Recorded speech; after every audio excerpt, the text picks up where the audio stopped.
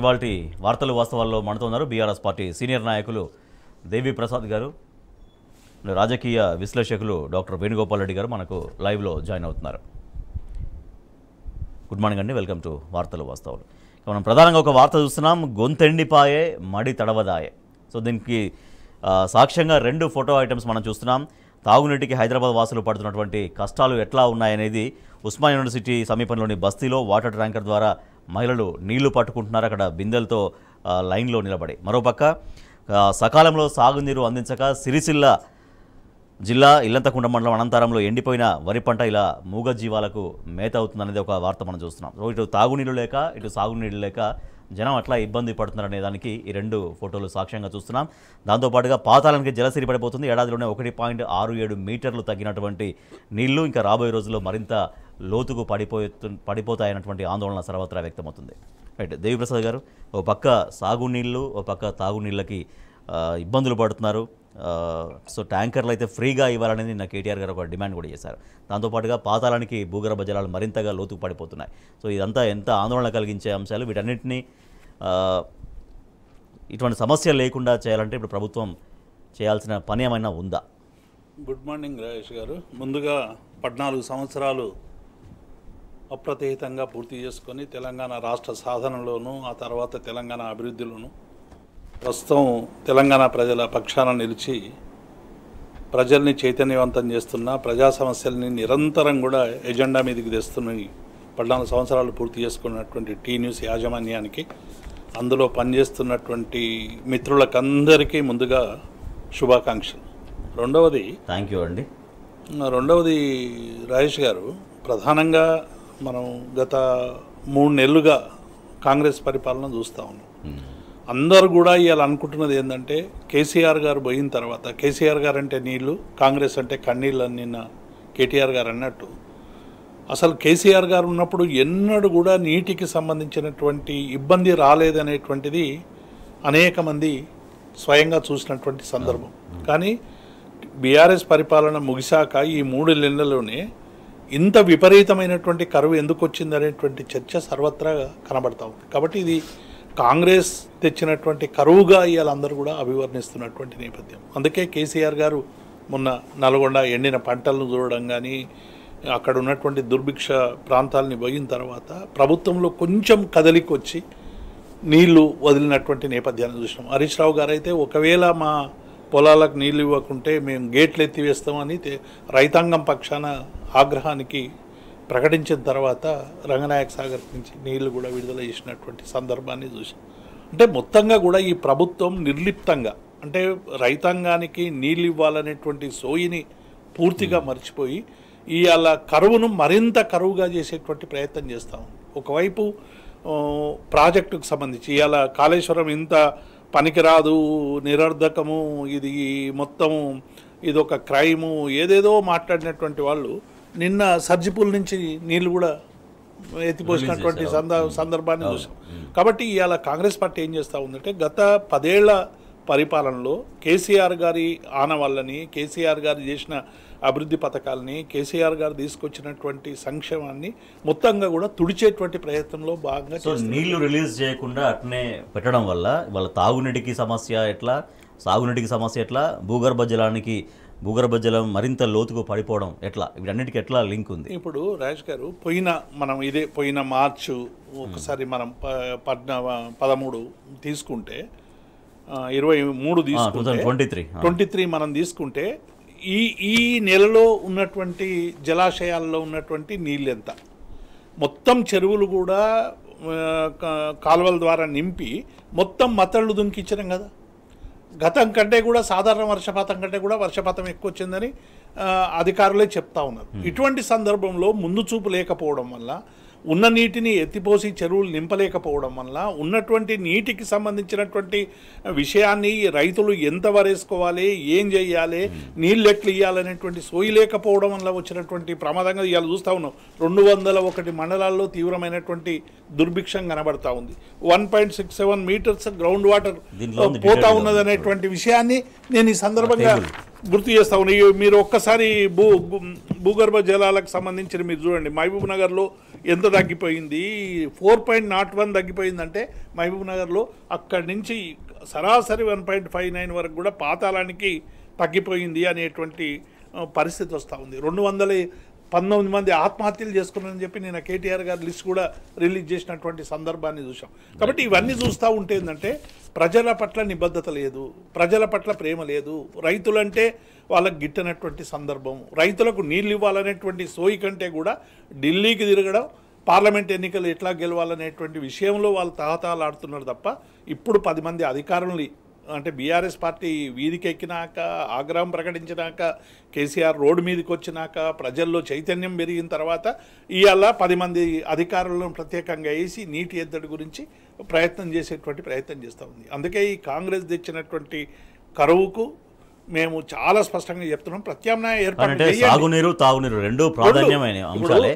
But when compare అంటే సాగునీళ్ళ కంటే చాలా ఇంపార్టెంట్ ఇప్పుడు తాగునీళ్ళు అందించాలి. ఇప్పుడు ఏప్రిల్ మొదట్లోనే మరి ఇటువంటి సిచ్యువేషన్స్ ఉంటే ఏప్రిల్ గడవాలి, మే గడవాలి, మరి జూన్లో వర్షాలు ఎప్పుడు పడతాయి అనేది కూడా ఇంకా మనకు రాజేష్ గారు మనం చాలా సందర్భాల్లో మనం మాట్లాడడానికి ఇబ్బందికరంగా ఉండేటువంటి తమ పంటను తామే విధ్వంసం చేసుకుంటాము, తన కొడుకును తామే చంపుకున్నట్టు తమ పంటను తమ వాటితోనే మేపేటువంటి స్థితి కనబడుతుంది. 2,30,000 ట్యాంకర్లు హైదరాబాద్లో రోజు గృహ అవసరాలకు తీసుకుపోతున్నట్టుగా మనకు లెక్కలు చెప్తా ఉన్నాయి. ఇవన్నీ చూస్తూ ఉంటే అసలు సాగుని ఎన్నడైనా ఈ 10 ఏళ్లలో మా గ్రామంలో మంచినీటికి ఇబ్బంది అయింది, మా గ్రామంలో పంటలు ఎండిపోయినాయి, మా గ్రామంలో నీళ్ళు లేవని ఈ 10 ఏళ్ల పాటు ఎందుకు రాలేదు, ఈ 3 నెలలే ఎందుకు వస్తున్నాయి, దీనికి సమాధానం చెప్పకుండా వర్షాకాలమా ఇప్పుడు జూనా ఇది వర్షాలు పడుతున్నాయని వెకిలి మాటలు మాట్లాడేటువంటి ప్రయత్నం చేస్తాం.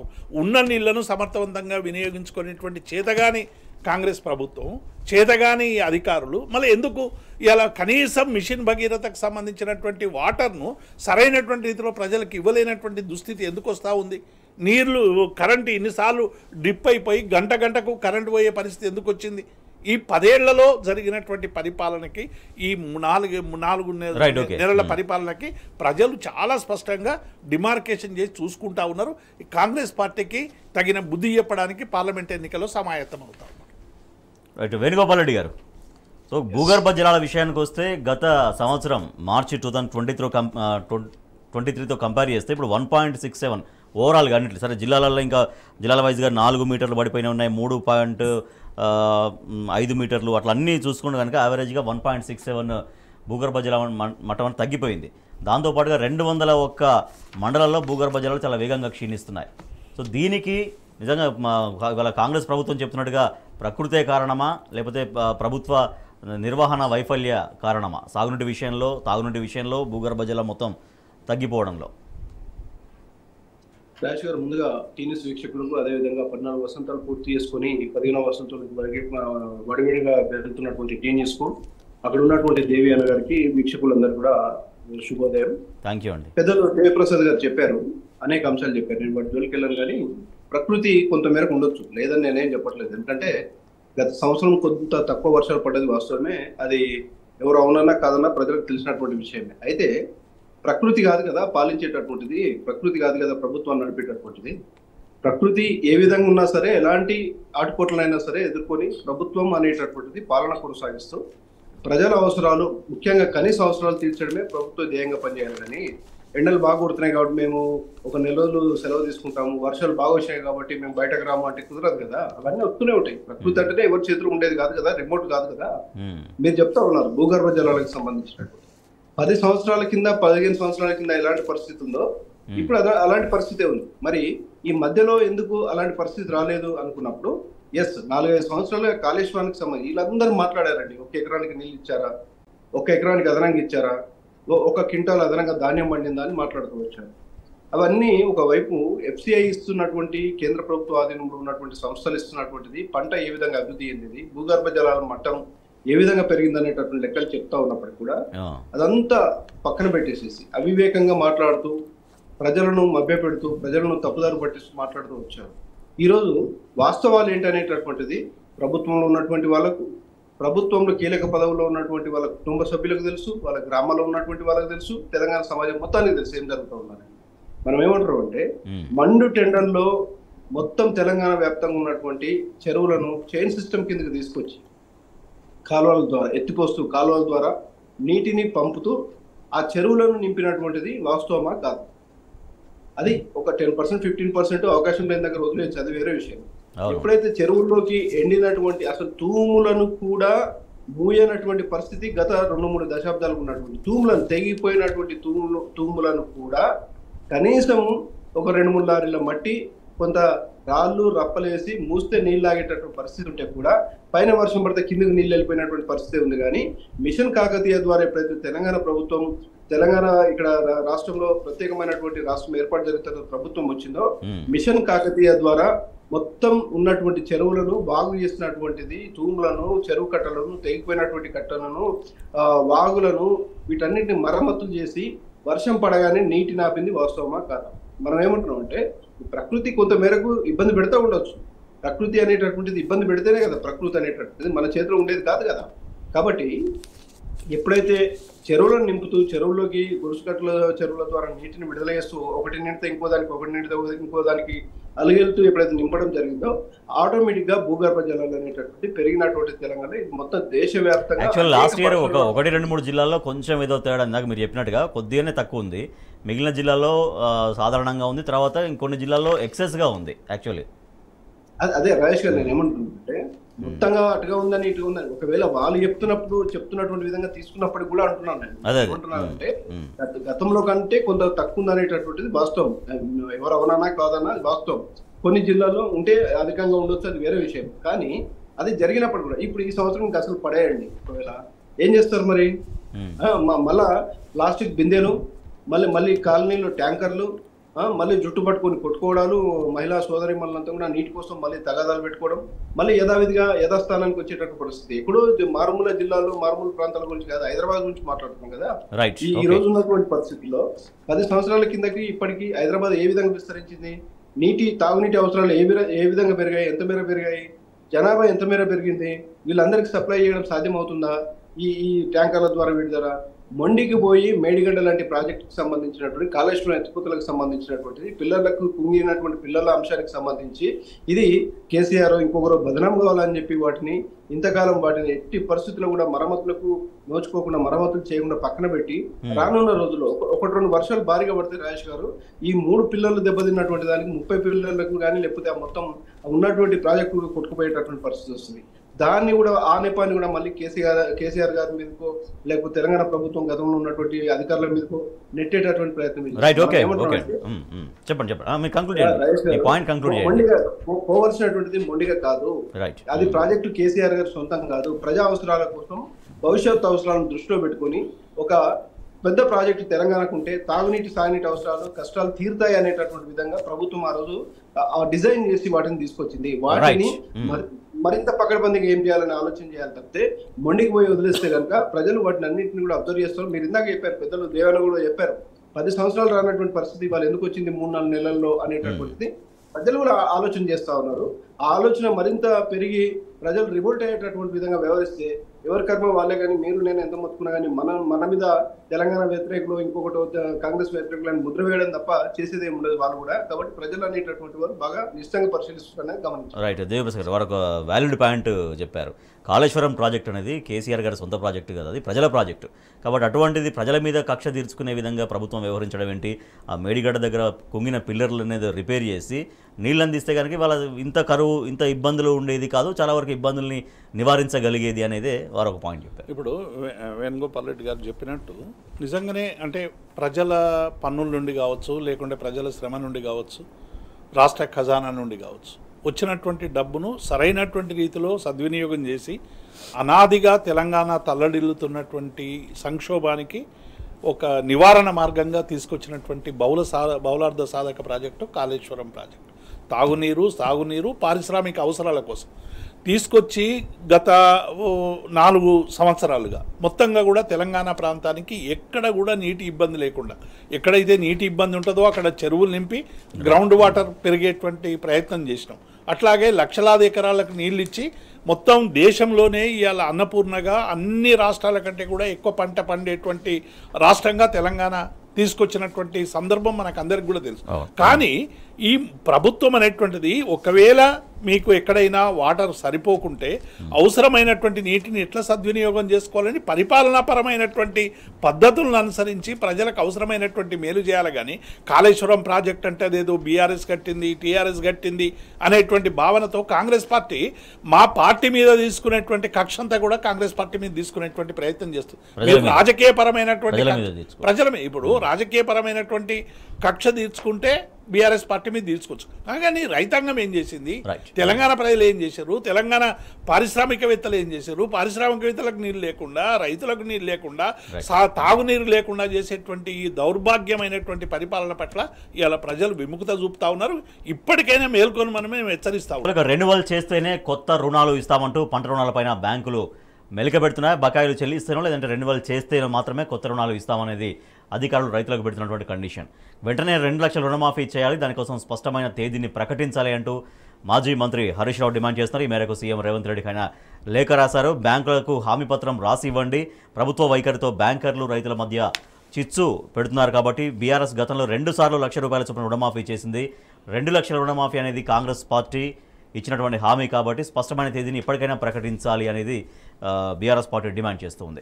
రైట్ దేవిప్రసాద్ గారు, రెన్యువల్ చేస్తేనే కొత్త రుణాలు అయితే రెన్యువల్ అనేది చేసుకోండి, లేకపోతే పూర్తిగా బకాయిలనే చెల్లించండి. ఇది రైతులకు బ్యాంకులు పెట్టే మెలిక. రుణాలు చెల్లించకపోతే డైరెక్ట్గా నోటీసులు ఇస్తున్నారు, రైతులను అనేక వేదనకు కూడా గురి చేస్తూ ఉన్నారు. రాజేష్ గారు, ఒక్కసారి మనం గత 2014లో గౌరవ ఆనాటి ముఖ్యమంత్రి కేసీఆర్ గారు రైతులకు సంబంధించినటువంటి ఇబ్బందులన్నీ కూడా గమనించి ₹1,00,000 రుణమాఫీ చేస్తామని చెప్పి 2014లో ప్రకటించి 35 లక్షల మంది రైతులకు 16,500 కోట్ల రూపాయలు మాఫీ చేసినటువంటి విషయం మనకందరికీ తెలుసు. అట్లాగే 18లో కూడా 23 లక్షల మంది రైతులకు 13,000 కోట్ల రూపాయలు, అంటే దాదాపు 2 సందర్భాల్లో 30,000 కోట్లు అప్పును మాఫీ చేసినటువంటి ప్రభుత్వంగా కేసీఆర్ ప్రభుత్వం నిలిచిందనేది ఇవాళ రైతులకు అందరికీ కూడా తెలుసు, సమాజానికి తెలుసు. కానీ పిసిసి అధ్యక్షుడు రేవంత్ రెడ్డి గారు ఎన్నికల మేనిఫెస్టోలో ఏం పెట్టిండు, 2 లక్షల రుణమాఫీకి మేము అంగీకరిస్తున్నాం, మీరు ఎవరైనా బ్యాంకులో లోన్ తీసుకోకుంటే వెంటనే బ్యాంకులకు పోయి లోన్ తీసుకోండి, మేము డిసెంబర్ 9న ఇందిరమ్మ రాజ్యం వస్తుంది, మేము రుణమాఫీ చేస్తామని రేవంత్ రెడ్డి గారు ప్రకటించారు. అధికారంలోకి వచ్చింది 9 కంటే 7 నాడే ప్రమాణ స్వీకారం చేసిండు. 9న అసలు రుణమాఫీ సంగతి అటు పక్కకు పెట్టి రైతులకు సంబంధించిన ఏ ఒక్క విషయాన్ని కూడా ఇలా ఎజెండా మీదకి తీసుకురానటువంటి సందర్భాన్ని చూస్తూ ఉన్నాం. ఒకటి, రైతు బంధుకు సంబంధించి వాళ్ళు చెప్తున్నటువంటి పద్ధతి అయితే 3 ఎకరాల లోపు వేసినామన్నారు. ఇప్పటి వరకు ఆ 3 ఎకరాల లోపు కూడా చాలామందికి రాలేదు. మన టీవీ చూస్తున్నటువంటి వాళ్ళు కూడా అందరికీ రైతాంగానికి తెలుసు. అట్లాగే మిగతా వాళ్ళకి ఎప్పుడు వేస్తారో అయోమయం. 100 రోజుల్లో వేస్తామని చెప్పి డెడ్ లైన్ పెట్టుకున్న వాళ్ళు వాళ్ళే. రైతు కూలీలకు సంబంధించినటువంటి సమస్య లేదు, కౌలుదారులకు సంబంధించి లేదు. ఒకవేళ పంటలు వండితే 500 బోనస్ ఇవ్వాల్సి వస్తుందని నీళ్ళు ఇవ్వకుండా ఎండబెట్టి ఇవాళ మొత్తం తెలంగాణలో ఉన్నటువంటి పంటలంతా కూడా విధ్వంసం అయ్యే విధంగా ఒక రకమైనటువంటి కుట్ర జరుగుతున్నటువంటి నేపథ్యాన్ని చూస్తాం. ఇన్ని కష్టాలు ఉన్నటువంటి రైతుకు బ్యాంకులు నోటీసులు ఇస్తూ ఉన్నాయి. కొత్తవాళ్ళపల్లిలో హరీష్ రావు గారు ప్రెస్ మీట్ పెట్టి బ్యాంకు నోటీసులు కూడా రిలీజ్ చేసినటువంటి పరిస్థితి మనం చూసినాం. ఇవాళ బ్యాంక్ అధికారులు వచ్చి రుణమాఫీ చేయమంటే మా ముఖ్యమంత్రి గారు అయినరు రుణమాఫీ చేస్తారంటే మాకు రేవంత్ రెడ్డి కాదు ఎవరు కాదు, మాకు రిజర్వ్ బ్యాంక్ నుండి ఆదేశాలు కావాలని వాళ్ళు చెప్తా ఉన్నారు. కాబట్టి ఇవాళ రైతుల్ని వేధించేటువంటి ప్రయత్నం మళ్ళీ ప్రారంభమైంది. ఒకవైపు పంట ఎండిపోతున్నది, ఒకవైపు నీళ్ళు ఇస్తలేరు, ఒకవైపు విద్యుత్ సమస్యలు వస్తూ ఉన్నాయి. అంటే రైతాంగాన్ని మళ్ళీ సంక్షోభంలోకి నెట్టేటువంటి ఒక కుట్ర జరుగుతున్నటువంటి నేపథ్యాన్ని మనం చూస్తూ ఉన్నాం. వాళ్ళ పార్టీ నాయకులే అడుగుతూ ఉన్నారు. బక్క జడ్సన్ గారు అడిగారు, ఆ 7,000 కోట్ల రూపాయలు మనం ఎన్నికల ముందు రైతులకు రుణమాఫీ చేస్తామని, రైతు బంధు చేస్తామని చెప్తే ఆ రోజు ఎన్నికల కమిషన్ ఆపింది. ఆపిన 7,000 కోట్ల రూపాయలు ఇతర కన్స్ట్రక్షన్ కంపెనీలకు పేమెంట్లకు మళ్లించి రైతులో నోట్లో మట్టి కొట్టినటువంటి విషయం వాస్తవమా కాదా ప్రభుత్వం చెప్పాలని అనేక సందర్భాల్లో బీఆర్ఎస్ డిమాండ్ చేసింది. కానీ ఇప్పటి వరకు దానికి సంబంధించినటువంటి సమాచారం లేదు. ఇవాళ వాళ్ళ కాంగ్రెస్ పార్టీ నాయకులే అనేక ఆరోపణలు చేస్తూ ఉన్నారు. ఎందుకంటే ఇలా జరుగుతున్నటువంటి తతంగం, మనం ఇచ్చినటువంటి హామీలు ఏమైనాయి, మనం ఈ 100 రోజుల్లో ఇస్తామన్నాం, ప్రజలందరూ ఎదురు చూస్తూ ఉన్నారు. ప్రజలు మళ్ళా కాంగ్రెస్ పట్ల, సోనియా గాంధీ పట్ల వ్యతిరేకత కనబరుస్తూ ఉన్నారు. మీరు ఇప్పటికైనా మారండి అని అడిగితే వాళ్ళని ప్రాథమిక సభ్యత్వం నుండి తీసివేసేటువంటి మన పేపర్ క్లిప్పింగ్ చూస్తున్నాము. 7,000 కోట్లు ఏమైనాయి, బీఆర్ఎస్ ప్రభుత్వం విడుదల చేసిన రైతు బంధు నిధులను పంపిణీ చేయకుండా అప్పుడు ఈసీ అడ్డుకుంది, కాంగ్రెస్ సర్కార్ ఆ డబ్బు ఏం చేసిందనేది కాంగ్రెస్ నుంచి బహిష్కృత నేత బక్కా జడ్సన్ అడుగుతున్నారు. రాజేష్ గారు, బక్కా జడ్సన్ ఇది ఒక్క విషయంతో పాటు అనేక విషయాలు ప్రస్తావించారు వాళ్ళు. ఈ ఫోన్ ట్యాపింగ్ విషయంలో కూడా ఒక సామాజిక వర్గానికి సంబంధించిన వాళ్ళనే టార్గెట్ చేస్తూ ఉన్నారు. పలానా వాళ్ళు ఇందులో ఉన్నారు అని చెప్పి ఆయన పేర్లు కూడా ప్రకటించాడు బక్కా జడ్సన్ గారు. ప్రకటిస్తే ఇవాళ ఆయనకు ఏమైపోయింది, నచ్చితే నజరానా లేకుంటే జుర్మానా అన్నట్టు ఇవాళ ఆయనను ప్రాథమిక సభ్యత్వం నుండి తీసివేసేటువంటి ప్రయత్నం చేస్తావు. ఇవాళ ఒక బక్క జడ్సన్ అడిగేటువంటి ప్రశ్న కాదు, ఇది మొత్తం తెలంగాణ రైతాంగం అడుగుతున్నటువంటి ప్రశ్న. 2 లక్షల రుణమాఫీ ఇస్తామని మోసం చేసినటువంటి ఒక కాంగ్రెస్ పార్టీ నాయకులారా, మీరు ఓట్లు అడగాలంటే రేపు లోక్సభ ఎన్నికల్లో రుణమాఫీ చేసి మా ఊళ్ళోకి రండి అని ఇవాళ తెలంగాణ రైతాంగం హెచ్చరిస్తా ఉన్నారు. వేణుగోపాల్ రెడ్డి గారు 7,000 కోట్లు ఏమైనాయంటూ బక్కా జడ్సన్ గారు ప్రశ్నిస్తున్నారు. సో దానికి వాళ్ళ పార్టీ నాయకులే అఫ్కోర్స్ ఇప్పుడు బహిష్కరించినప్పటికీ కూడా పార్టీ నాయకులు ఎట్లా సమాధానం చెప్పాల్సిన అవసరం ఉంది. నేరుగా ముఖ్యమంత్రిని ప్రశ్నించారు ఆయన. దాంతోపాటుగా రెన్యువల్ చేస్తేనే కొత్త రుణాలు ఇస్తాం, బ్యాంకులు అనేది ఇప్పుడు కొత్తగా మెలికబెడుతున్నాయి రైతాంగానికి. మరి ఆ బ్యాంకులు ఇచ్చే నోటీసుల విషయంలో, తర్వాత రైతుల విషయంలో ఎట్లా ఒక కోఆర్డినేషన్ లేకపోవడం, ప్రభుత్వం దీంట్లో చేయాల్సిన పని చేయకపోవడం అనేది ఒక వైఫల్యం అనేది ఎట్లా కనపడుతోంది? రాజరిక పాలన ఉన్నప్పుడు రాజులను ప్రశ్నిస్తే సైనికులకు ఏమవుతుందో మనకు తెలుసు కదా. కాబట్టి అది రాజ్యం ఇక్కడదైనా కావచ్చు, బయటదైనా కావచ్చు, ఏదైనా కావచ్చు. అదేవిధంగా పార్టీ సొంతమైనా సరే పార్టీ అధినేతను లేకపోతే ముఖ్యమంత్రి గారినో లేకపోతే పార్టీలో ఉన్న పెద్దలను ప్రశ్నిస్తే పార్టీలో ఉండే అధికారం అవకాశం లేదు మీకు అని చెప్పి బయటకు పంపించినప్పుడు మనం చూస్తాం. బక్కా జడ్సన్ గారు ఆయన అధికారంలో ఉన్న ప్రతిపక్షంలో ఉన్న గతంలో అనేక సందర్భాల్లో ఫిర్యాదు చేయడం, గత ప్రభుత్వం పైన కూడా ఫిర్యాదులు చేశారు, కేంద్రంలో అధికారం ఉన్నటువంటి వాళ్ళ పైన ఫిర్యాదులు చేశారు. ఇప్పుడు కాంగ్రెస్ పార్టీ ప్రజలను విస్మరిస్తే వాటిపైన కూడా ప్రశ్నిస్తున్నటువంటి గొంతుకగా మారినటువంటి సందర్భంలో ఈయనతో ఎప్పటికైనా సమస్య అని చెప్పి వాళ్ళు బహిష్కరించారు. వాళ్ళ పార్టీకి సంబంధించినటువంటి అంతర్గత విషయం అయినప్పటికీ కూడా ఆయన లేవనెత్తినటువంటి అంశాలు ఖచ్చితంగా మళ్ళీ వాళ్ళు ప్రస్తావించాల్సినటువంటి అవసరం ఉంది. ఎందుకంటే ఆ రోజు రైతు బంధు అకౌంట్ వేసేటటువంటి క్రమంలో ఎవరు ఫిర్యాదు చేశారు, మళ్ళీ ఆ జోలికి వెళ్ళడం, ఎవరు ఫిర్యాదు చేశారు, ఏం జరిగింది, ఈసీ ఎందుకు ఆపింది, ఆపడం కాదు, ఈసీ ఎందుకు ఆపింది, దానికి ఈసీకి అందినటువంటి ఫిర్యాదులు ఏంటి, ఆ వెంటనే ఎన్నికలు ముగిసిన తర్వాత కౌంటింగ్ కన్నా ముందే వాళ్ళు ఏం చేశారు, మీరు ఇప్పుడు రైతు బంధు రిలీజ్ చేయొచ్చు అని చెప్పారు. ప్రభుత్వ అధికారులకు ఆపినటువంటి 3 DAలను కూడా మీరు ఇప్పటికిప్పుడు రిలీజ్ చేయొచ్చు అని చెప్పి 3వ తేదీన కౌంటింగ్ జరిగితే 4వ తేదీన 5వ తేదీన సబ్జెక్టు కరెక్షన్ మీరు ఇవన్నీ కూడా మీరు ఏదైతే అనుమతులు పొందారో మా దగ్గర నుంచి కోరారో వాటన్నిటికీ అనుమతిస్తా ఉన్నాము, రైతు బంధు రిలీజ్ చేయండి, ప్రభుత్వ అధికారులకు ఆగినటువంటి 3 DAలను విడుదల చేయండి అనేటటువంటి అనేక అంశాలు కూడా చెప్పారు. ఈ రోజు వరకు వాటికి సంబంధించినటువంటి అతిగతి లేదు. ఆ డబ్బులు ఎక్కడ పోయాయో బక్కా జడ్సన్ గారు అడిగారు కాబట్టి అది ప్రభుత్వం నుంచి క్లారిటీ వస్తుంది అని చెప్పి నేనేమో ఎక్స్పెక్ట్ చేయలేదు, అది రాదు, అది వేరే విషయం. రెండోది మీరు అడిగారు రైతు రుణమాఫీకి సంబంధించినటువంటిది ఈ రోజు అనేక మందికి ఈవెన్ కోఆపరేటివ్ బ్యాంక్స్ మన దగ్గర ఉన్నటువంటి తెలంగాణలో ఉన్నటువంటి కోఆపరేటివ్ బ్యాంక్స్ కూడా అంటే ప్రభుత్వానికి సంబంధించి ఓన్లీ క్రాప్ లోన్స్, ఈ ₹1,00,000 లోపు లోన్లు, ఇట్లాంటి రైతుకు సంబంధించినటువంటి లోన్లు ఇచ్చేటటువంటి బ్యాంకుగా ఉన్నటువంటి కోఆపరేటివ్ బ్యాంకు నుంచి కూడా నోటీసులు అందడం కానీ వ్యక్తిగతంగా ఫోన్లు చేసి మీరు పూర్తి స్థాయిలో మీ బకాయిని చెల్లిస్తారా, లేకపోతే 1 లక్షకు సుమారుగా మరి దేవానగరిలో 9,600 ఎంతో అవుతుంది సంవత్సరానికి, అది మీరు కట్టి రెన్యువల్ చేసుకుంటారా, ఒకవేళ మీరు రుణమాఫీ రేపు కానీ ఎల్లుడి కానీ సంవత్సరం కానీ 2 సంవత్సరాలు కానీ అది ఎప్పుడైనా సరే ప్రభుత్వం చేయాలంటే మీరు ఈ రెన్యువల్ చేసుకుంటేనే మీకు ఎలిజిబిలిటీ వస్తుంది, అంటే మీరు ఖచ్చితంగా ₹10,000 ఇప్పటికిప్పుడు కట్టాలనేటటువంటి విధంగా రైతులకు నేరుగా నోటీసులు కానీ ఫోన్లు కానీ వెళ్తున్నాయి. అందులో భాగంగానే మాకు కూడా వచ్చాయి. నేను అందుకే అంత క్లారిటీగా చెప్పగలుగుతా ఉన్నాను. నేనేమంటున్నానంటే మీరు 1,00,000 తెచ్చుకుంటే ఇంకొక 1,00,000 ఇప్పుడే పోయి తెచ్చుకొని మేము రాగానే సంతకం చేస్తాము అని చెప్పినటువంటిది ప్రజలందరూ తెలుసు, అందరి దగ్గర రికార్డు.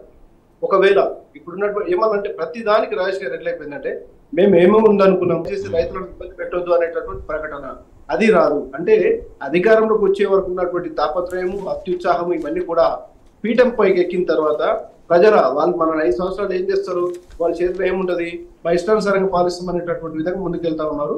ఇది మంచి పద్ధతి కదా. ఎందుకంటే అమాయకమైనటువంటి రైతన్నలను, ప్రజలను, ఆ మట్టిని భూమిని నమ్ముకొని బతుకున్నటువంటి వాళ్ళను మన అవసరాల కోసం వాళ్ళని ఇబ్బందులు పెట్టడం అనేటటువంటి మంచి పద్ధతి కదని అనుకుంటున్నాను. Right, okay.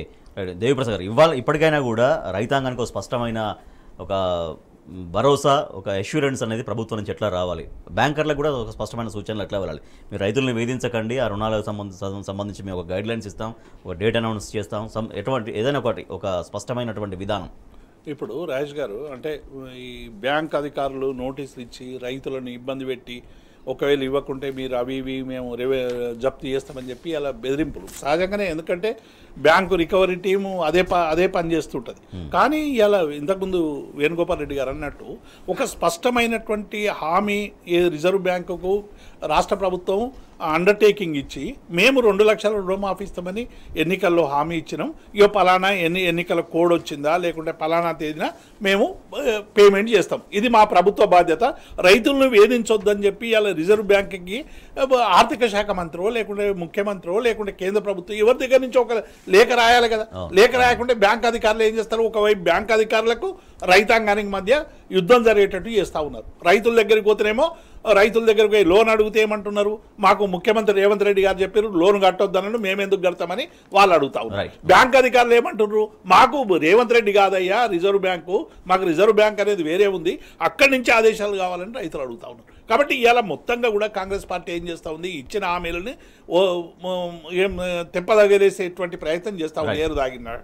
కాబట్టి ఇటువంటి సందర్భంలో ఇప్పటికైనా ప్రభుత్వం స్పష్టమైనటువంటి హామీ ఇచ్చి తెలంగాణ రైతాంగానికి ఎప్పుడు మీరు రుణమాఫీ చేస్తారు, ఎన్ని ఎకరాల వరకు రైతు బంధిస్తారు, ఎప్పటి వరకు రైతు భరోసా ఇస్తారు, ఎప్పటి వరకు నీటికి సంబంధించిన సమస్య పరిష్కరిస్తారు అనేటువంటి విషయంలో స్పష్టత ఇవ్వాలి. లేకుంటే డెఫినెట్గా బీఆర్ఎస్ పార్టీ వాళ్ళ వెంటబడుతుంది, కార్యాచరణ ప్రకటిస్తుంది, మళ్ళీ మెడల్ వంచి ఈ పనులన్నీ జయించేటువంటి బాధ్యతను తీసుకుంటుంది. బీఆర్ఎస్ పార్లమెంట్ ఎన్నికల్లో మెజారిటీ స్థానాల్లో గెలిపే లక్ష్యంగా ముందుకు వెళ్తుంది. దీంట్లో భాగంగా అనేక చోట్ల సమావేశాలు నిర్వహిస్తోంది. ఎట్లా పార్టీ కార్యకర్తలు ఎట్లా రెట్టించిన ఉత్సాహంతో పనిచేయాలనే దానిపైన ముఖ్య నాయకులందరూ కూడా సమావేశాల్లో పాల్గొంటూ పార్టీ క్యాడర్కు దిశానిర్దేశం చేస్తున్నారు. సో దీంట్లో భాగంగానే రాముడికి మొక్కుదాం, బీజేపీని తొక్కుదామంటూ బీఆర్ఎస్ వర్కింగ్ ప్రెసిడెంట్ కేటీఆర్ పిలుపునిచ్చారు. సో 10 ఏళ్ల నిజానికి 100 రోజుల అబద్ధానికి పోటీ అంటూ అటు కాంగ్రెస్ పార్టీని కూడా విమర్శించారు. సో కాంగ్రెస్ బీజేపీలు అనేది ఎంత దూరంగా ఉండాలి, at the same time BRS అనేది తెలంగాణ హక్కుల కోసం పార్లమెంట్లో ఎట్లా ఫైట్ చేస్తుందనేది ప్రజలు గమనించాలి అంటూ కూడా కేటీఆర్ ప్రజలకు పిలుపునిస్తున్నారు. రైట్, దేవిప్రసాద్ గారు, రాముడిని మొక్కుదాం, బీజేపీని తొక్కుదాం అనేది బీజేపీ గురించి మాట్లాడారు. దాంతోపాటుగా 10 ఏళ్ల నిజానికి 100 రోజుల అబద్ధానికి ఈ ఎన్నికల్లో ఒక పరీక్ష లాంటిది అనేది కేటీఆర్ గారు చెప్తున్నారు. ఇప్పుడు రాజేష్ గారు, భారతీయ జనతా పార్టీ మొత్తంగా కూడా జనం మధ్యలో విభేదాలు సృష్టించి, ప్రజల మధ్య మత విద్వేషాలు సృష్టించి, మతం ద్వారా ప్రజల్ని పోలరైజ్ చేసి ఎన్నికల్లో మళ్ళీ అధికారంలోకి రావాలని చేస్తున్నటువంటి ప్రయత్నం ఇలా అందరూ కూడా చూస్తూ ఉన్నారు. చివరికి రామునికి రామ జన్మభూమి రామాలయం నిర్మించిన పరిస్థితి నుంచి రామ మందిరం నిర్మించడం కాబట్టి మీరు ఓటేయాలి అనేటువంటి భావనతో రాముడికి మొక్కుదాం, ఓటేయండి అని బీజేపీ వాళ్ళు అడుగుతాం. రామునికి మొక్కడం అనేటువంటిది అందరూ మొక్కుతాం, రాముని మొక్కుతాం, వెంకటేశ్వరుని మొక్కుతాం, సమ్మక్కను మొక్కుతాం, ఎల్లమ్మను మొక్కుతాం, పోషమ్మను మొక్కుతాం, ఎవరి విశ్వాసాలు వాళ్ళకి. ఆ విశ్వాసాలకు సంబంధించినటువంటి విషయంలో ఇవాళ మీరు ఓటేస్తేనేమో రాముని కోటేస్తేనేమో మా వాళ్ళు, ఓటేయకుంటే పలానా వాళ్ళని వేసేటువంటి ముద్ర ఏదైతే వేస్తుందో దాన్ని తీవ్రంగా ప్రజల్లో ఎండగట్టాలని నిన్న కేటీఆర్ గారు ప్రజలకు పిలిపించారు.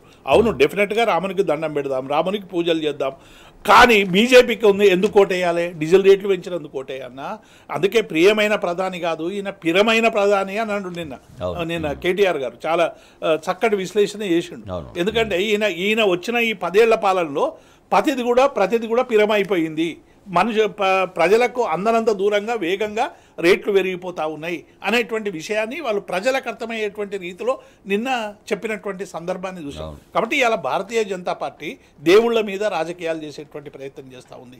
ఆ సెంటిమెంట్ను ఉపయోగించుకొని ప్రజల్ని రెచ్చగొట్టి మొత్తంగా కూడా హిందువులమంతా ఒకటి అనేటువంటి భావన, లేకుంటే మీరు దేవునికి మొక్కాలి, రకరకాలుగా రెచ్చగొట్టేటువంటి ప్రయత్నం చేస్తూ ఉంది. కాబట్టి ఇలా డెఫినెట్గా కేటీఆర్ గారు ఇచ్చినటువంటి నిన్న పిలుపు ప్రజల్లో ఒక చర్చకైతే డెఫినెట్గా దారితీస్తుంది. ఎందుకు వేయాలి బీజేపీ కోటు, విభజన చట్టంలో హామీలను అమలు చేయని బీజేపీకి ఎందుకు ఓటేయాలి, ఒక జాతీయ ప్రాజెక్టు ఇవ్వని బీజేపీకి ఓటు ఎందుకు వేయాలి, ఒక మెడికల్ కాలేజీలు 151 మెడికల్ కాలేజీలు దేశమంతా ప్రకటిస్తే ఒక్క మెడికల్ కాలేజీ ఇవ్వనటువంటి బీజేపీకి ఓటు ఎందుకు వేయాలి, నవోదయ విద్యాలయాలు అన్ని జిల్లాలకు ఇవ్వనటువంటి బీజేపీకి ఓటు ఎందుకు వేయాలి, రిజర్వేషన్లు రద్దు చేయాలన్న బీజేపీకి ఓటు ఎందుకు వేయాలి, ప్రభుత్వ రంగ సంస్థలను అమ్మేటువంటి బీజేపీకి ఓట్లు ఎట్లా వేయాలి అనేటువంటి విషయాన్ని ఇలా ప్రజల్లో తీవ్రమైనటువంటి చర్చ జరుగుతూ ఉంది. రెండో వైపు కాంగ్రెస్ పార్టీ ఇచ్చిన హామీలను ఉల్లంఘన చేసి 100 రోజుల్లో ఇస్తా ఉన్నటువంటి ఏ ఒక్క హామీని అమలు చేయక అమలు చేయాలని అడిగినందుకు ఎదురుదాడి చేస్తున్నటువంటి కాంగ్రెస్కి ఎందుకు ఓటేయాలి?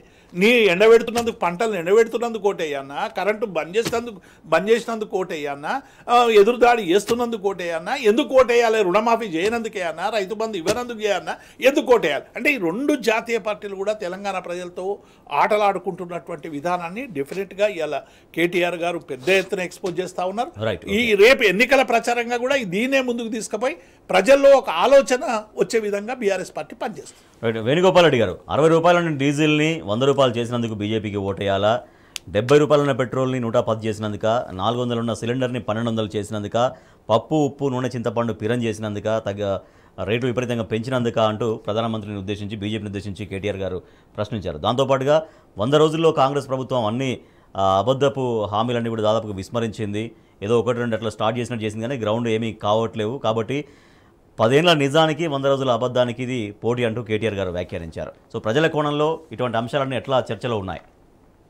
ఇప్పుడు రాజేష్ గారు, నేను రాజకీయపరమైనటువంటి ఆరోపణలు, ప్రత్యారోపణలు వాటి వరకు నేను వెళ్ళను. కానీ ఇక్కడ జరుగుతున్నటువంటిది ఏంటంటే, పెద్దలు చెప్పారు ఇందాక, 10 సంవత్సరాల ముందు కళ్ళ ముందు కనపడ్డటువంటి పాలనకు సంబంధించి ఈ 100 రోజుల అనంతరం వాళ్ళు ప్రజలు అనుభవిస్తున్నట్టు వాళ్ళ గమనంలోకి వచ్చినటువంటి అంశాల గురించి ప్రజలు ఖచ్చితంగా ఆలోచన చేసే విధంగా ముందుకెళ్తారని నేను అనుకుంటున్నాను. సరే, మీరు డీజిల్ పెట్రోల్ గురించి మాట్లాడారు. అనేక అంశాల గురించి మనం ఈ రోజు దేశవ్యాప్తంగా చర్చ జరుగుతూ ఉంది.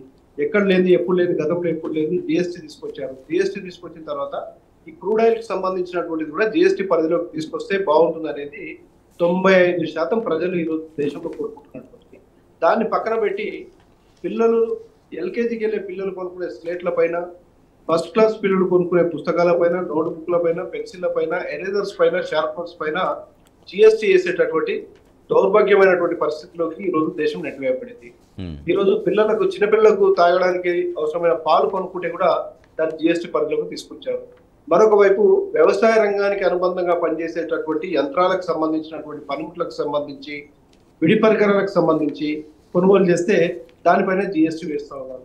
ఇక్కడ మరొక వైపు ఏమో వేల కోట్లు, లక్షల కోట్లు ఎగ్గొట్టి ఎగరామం పెట్టి హ్యాపీగా కోట్ల రూపాయల కార్లు, 100 కోట్ల భవంతుల్లో నివసిస్తున్నటువంటి వాళ్ళకేమో రైట్ ఆఫ్ ప్రకటిస్తూ ఉన్నారు. ఇదంతా ప్రజలు గమనిస్తారు. మనం ఏమంటున్నాం అంటే, రైతులు ఎక్కడ, సామాన్య ప్రజలు ఎక్కడ, ఉన్నటువంటి వాళ్ళు ఎక్కడ, బ్యాంకులను మోసం చేస్తున్న వాళ్ళు ఎక్కడ, రుణాలు ఇచ్చి రుణమాఫీ చేస్తామని చెప్పి హామీలను మర్చినటువంటి వాళ్ళు ఎక్కడ, ఇవన్నీ కూడా ప్రజలు గమనిస్తూ ఉన్నారు. వీటిని గమనించుకొని ఓటు వేస్తారు. కొంత మెచ్యూర్డ్ గానే ఉంటారని నేను అనుకుంటున్నాను. కానీ ఇప్పుడు మళ్ళీ ఆరోపణలు, ప్రత్యారోపణలు, మీరు ఇలా వేయండి అలా వేయండి అని మనం చెప్తే చేసే పరిస్థితి ఏం లేదు. ఆల్రెడీ ప్రజలు డిసైడ్ అయి ఉంటారు. వాటికి సంబంధించి పాలన ఏ విధంగా గతంలో కొనసాగింది, ఇప్పుడు కొనసాగుతుంది. 2 సార్లుగా ప్రధానమంత్రిగా ఉన్నటువంటి నరేంద్ర మోడీ గారు నిజంగానే దేశానికి ఏం చేయలేదా, చేశారా అనేటటువంటి ప్రజలు ఆలోచన చేస్తూ ఉన్నారు.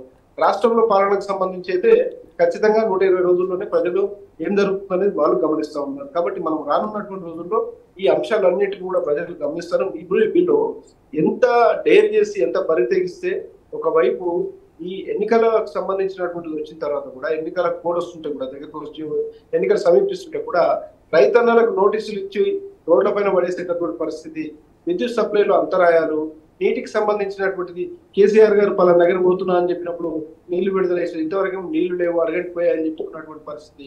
ఇవన్నీ ప్రజలు గమనిస్తున్నారా రాజేష్ గారు? ఖచ్చితంగా గమనిస్తారు. వాటికి సంబంధించి నిర్ణయం తీసుకుంటారు. రైట్. ఇంకోటి వేణుగోపాల్ రెడ్డి గారు, మరొక అంశం తీసుకుంటే, ఎన్నికల ముందు కావాలని, ఇప్పుడు లోక్సభ ఎన్నికల ముందు కావాలని ఫోన్ ట్యాపింగ్ వ్యవహారాన్ని బయటకు తీసుకొచ్చారని, తనకు సంబంధం లేకపోయినా ఫోన్ ట్యాపింగ్ వ్యవహారంలో తన పేరును బదనాం చేస్తున్నారని పదే ప్రస్తావిస్తూ ఆరోపణలు చేస్తున్నారంటూ మంత్రి కొండా సురేఖ గారికి లీగల్ నోటీసులు ఇచ్చారు కేటీఆర్ గారు. దాంతోపాటుగా ఎమ్మెల్యే ఎన్ఎం శ్రీనివాసరెడ్డికి, అలాగే కాంగ్రెస్ నేత కేకే మహేందర్ రెడ్డికి కూడా నోటీసులు ఇచ్చారు. 1 వీక్లో సారీ చెప్పబోతే డిఫర్మేషన్ వేస్తా అనేది. సో తనను పదే బదనాం చేస్తున్నారనేదే కేటీఆర్ గారు ఇక్కడ దీంట్లో చెప్తున్నటువంటి మాట. కేటీఆర్ గారు చట్టపరిధిలో వ్యవహరిస్తా ఉన్నారు. ఎలాంటి ఆధారాలు లేకుండా నా యొక్క పరువును దెబ్బతీస్తున్నారు కాబట్టి మీ దగ్గర ఆధారాలు ఉంటే బయట పెట్టండి, లేదంటే సారీ చెప్పండి అనేటటువంటి చట్టపరంగా ముందుకెళ్తా ఉన్నారు కేటీఆర్ గారు.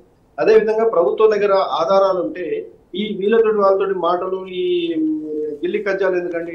వాళ్ళ దగ్గర ఆధారాలు ఉంటే వాటికి సంబంధించినటువంటి చట్టపరమైన చర్యలు ఏవైతే ఉన్నాయో కేటీఆర్ గారి పైన ఇంకెవరైనా ఉన్నారా, ఇంకెవరైనా ఉంటే వాళ్ళ పైన కూడా తీసుకోవచ్చు. ఇప్పుడు వద్దంటే ఆగుతుందా? అసలు ఏం లేని దగ్గరనే నిప్పు గుడ్డించేటటువంటి పరిస్థితి ఉన్నటువంటి దగ్గర ఒకవేళ కేటీఆర్ గారి పాత్ర ఉంటే ఇవాళ ఆగే పరిస్థితి ఉంటుందా? ఉండదు కదా. మరి అలాంటి ఉంటే చట్టపరమైనటువంటి చర్యలు తీసుకోవచ్చు.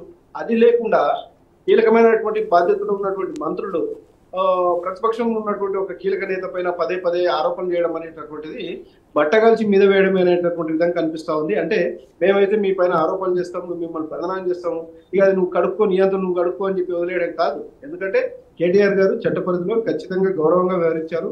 వారం రోజులు 10 రోజులు టైం కూడా ఇచ్చారు. కాబట్టి ఆరోపణలు మీరు చేస్తే వాటికి ఆధారం ఉంటే బయట పెట్టాలి, లేదనుకుంటే కనుక ఖచ్చితంగా బేషరతుగా క్షమాపణ చెప్పాలనేది ఏదైతే డిఫర్మేషన్ నోటీస్ పంపించారో అది ఖచ్చితంగా చట్టపరంగానే వ్యవహరిస్తున్నట్టుగా నాకు అనిపిస్తుంది. రైట్, ఓకే వేణుగోపాల్ రెడ్డి గారు. రైట్, దేవిప్రసాద్ గారు, చివరిగా సరే ఫోన్ ట్యాపింగ్ అనేది సరే ప్రభుత్వానికి కొన్ని గైడ్లైన్స్ ఉంటాయి, వాటిల్లో సరే ఏం చేశారనేది ఒకటి.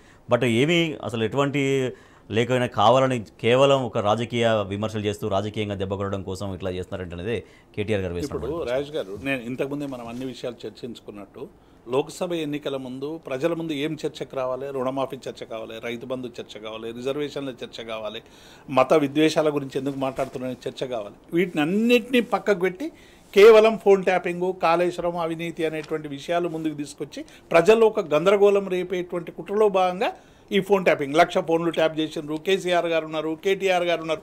మీకు అంత ధైర్యము దమ్ము ఉంటే, ఒకవేళ నిజంగానే మీ దగ్గర ఆధారాలు ఉంటే ప్రెస్ మీట్ పెట్టి ఆ హోంశాఖ సెక్రటరీ ఇంకెవరో ప్రకటించమనండి ఎవరెవరు ఉన్నారు, ఏంది అనేది. ఇది అసలు సంబంధం లేనటువంటి అంశాల్లో ఇలా క్యారెక్టర్ అసాసినేషన్ చేసుకుంటూ అందరినీ మీరు వెంటబడతా ఉంటే డెఫినెట్గా లీగల్గా పోయేటువంటి న్యాయస్థానంలో ఆశ్రయించడం అనేటువంటిది ఒక ప్రాథమిక హక్కుగా భావించాం. అందుకే కేటీఆర్ గారు లీగల్ నోటీస్. దీనికి కేటీఆర్ గారికి ఏం సంబంధం, కేసీఆర్ గారికి ఏం సంబంధం? ఫోన్ ట్యాపింగ్ అనేది ప్రభుత్వం చేస్తుంది. హోమ్ సెక్రటరీ లేకుంటే ఇంకెవరో ఆ కమిటీలో ఉన్నటువంటి వాళ్ళు నిర్ణయాలు తీసుకోవాలి. ఆ కమిటీలో ఉన్న వాళ్ళు అందరు మీ దగ్గరనే ఉన్నారు కదా. ఇవాళ నిన్న కేటీఆర్ గారు కూడా చెప్పారు ప్రెస్ మీట్లో, ఎవరెవరు అప్పటి నుంచి పనిచేసిన అధికారులందరూ మీ దగ్గరనే ఉన్నారు. అధికారులతో విచారణ జరపండి, విచారణ జరిపి ఎవరిదో తేటతెల్లం చేయండి. ప్రభుత్వానికి ఏం పని? ప్రభుత్వం ఎందుకు ఫోన్లు చేయాలి? సినిమా యాక్టర్లకు ఎందుకు ఫోన్ చేయాలి? వాళ్ళకెందుకు ఫోన్ చేయాలి? ఇది మా అవసరం ఏముంది? మాకేం అవసరం? కాబట్టి ఇదంతా కూడా కేవలం బదనాం చేసేటువంటి కార్యక్రమంలో భాగంగా బురద జల్లేటువంటి కార్యక్రమం తప్ప ఇదేం లేదు. కేవలం లీకుల ద్వారా ఇలా ప్రజల్లోకి ఇటువంటి భావాన్ని చొచ్చుకుపోయేటువంటి ప్రయత్నం చేస్తూ ఉన్నారు. దీన్ని న్యాయస్థానంగా ఎదుర్కొంటాం, దీనికి వ్యతిరేకంగా ప్రచారం ఏం చేస్తారో దాన్ని నీతిగా ఎదుర్కొంటాం. మా క్యారెక్టర్ అసాసినేట్ చేసేటువంటి ఎటువంటి పెద్ద వ్యక్తుల పైన కూడా న్యాయపరమైన ఈలోగా జరగాల్సినటువంటి నష్టం ఏదో క్యారెక్టర్ అనేది అసాసినేషన్ అనేది ప్రజల్లోకి తీసుకెళ్లే ప్రయత్నం జరుగుతూ ఉంటుంది. కాంగ్రెస్ పార్టీ, బీజేపీ అంతే, వాళ్ళు విధానాలను నమ్ముకోలేదు, ఇటువంటి బురదజల్లేటువంటి రాజకీయాలను నమ్ముకున్నారు. ఒకవైపు లిక్కర్ కేసు అని లిక్కర్లో స్కామ్ లేకున్నా అటు కేజ్రీవాల్ను, కవిత గారిని ఇరికించేటువంటి ప్రయత్నం చేశారు. ఇట్లా అనేక మందిని, ఒక జార్ఖండ్ ముఖ్యమంత్రి సోరెన్ కావచ్చు, ఇట్లా బీజేపీ భావజాలానికి వ్యతిరేకంగా ఉన్నటువంటి వాళ్ళందరినీ కూడా వాళ్ళు ఇరికించి బురదజల్లేటువంటి ప్రయత్నం చేస్తారు. రాష్ట్రంలో బీఆర్ఎస్ వెంటబడి ప్రతిదీ కూడా అవినీతి అని చెప్పేటువంటి ప్రయత్నం చేసి ప్రజలలో మళ్ళీ ఓట్లు దండుకోవాలనేటువంటి ఒక విష ప్రచారాన్ని ఇలా కుమ్ముతా ఉన్నారు.